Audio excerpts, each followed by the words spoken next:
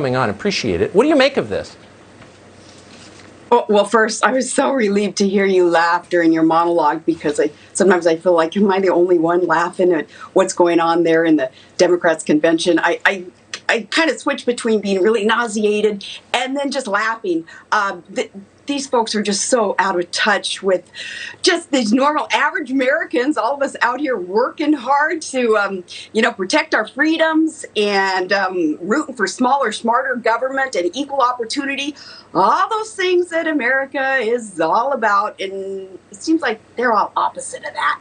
Yeah, it does seem that way. But what's interesting to me is how little coverage any of it gets. And we don't have special powers. We just assigned one of our less fortunate producers the task of watching all of this stuff. It doesn't seem like anybody in any other channel even notices, and I wonder if that's on purpose.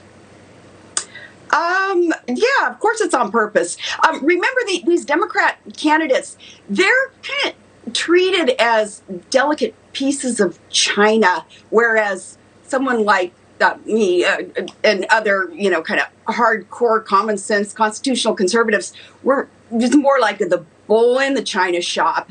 And I think that those who are just really, really close philosophically and a lot of times personally, even those politicians with those in the media is going to just treat them with kid gloves and treat them like those delicate pieces of china. And yeah, it's complete opposite treatment when it comes to the different philosophies and politics. It does seem that way. And looking back, is there anything you could have done to get the kind of coverage that Kamala Harris is getting now? That, I don't know, you care about equality deep within your soul, that you're a rock star, that you're a celebrity, that you're you're the Dalai Lama reincarnated. Could you have done anything to get that kind of coverage?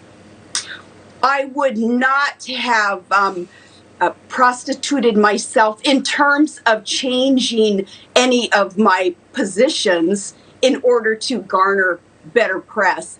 For instance, I'm all about all of our freedoms, including the Second Amendment.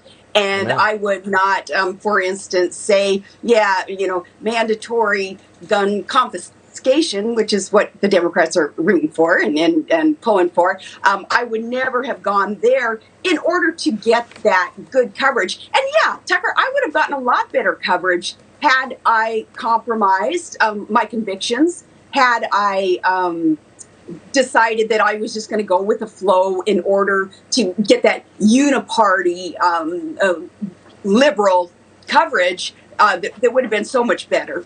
Yeah. Just say men can get pregnant and all this can be. I just have to end on this because I can't resist. So one of the consultants you dealt with in 2008 when you joined the McCain campaign was a man called Steve Schmidt. He's now endorsed Joe Biden. Are you surprised? What do you make of that? Since you know him, I don't want to single him out or anything, but I just have to ask. Oh, go ahead and single him out. He's a piece of work. So is Nicole Wallace and these other yahoos who are actually running the McCain-Palin campaign. They are the ones who, a couple of them didn't even vote for the ticket. They jumped ship early in terms of their actual enthusiasm for Republicans being elected that year in 2008. And that's evidenced now by what they're doing today. They're Democrats. They're very, very liberal. They are part of that uniparty. And to think that they were the ones rolling out, for instance, my candidacy and setting up the interviews and doing there was a lot of sabotaging going on there, especially at the end of the game there. But look where they are today. I mean, Steve Schmidt, oh my goodness, MSNBC contributor, and Nicole Wallace and these folks.